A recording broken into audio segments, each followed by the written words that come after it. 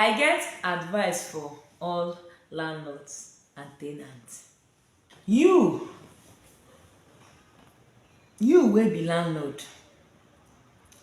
When tenant enter your house, as you see that receipt where they take write the person, the when he enter money, when he pay everything.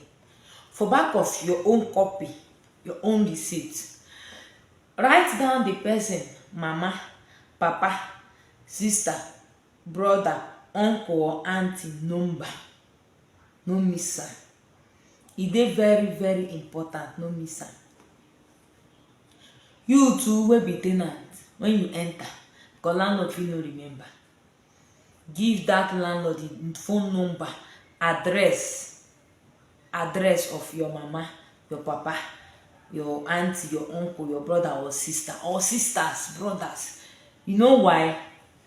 So that in case of emergency, something happen, dem go see who dem go call.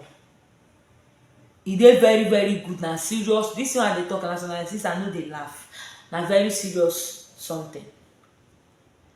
No do am, because what if you no give, nobody go fit call your people, nobody sabi you come dey sick, you no well.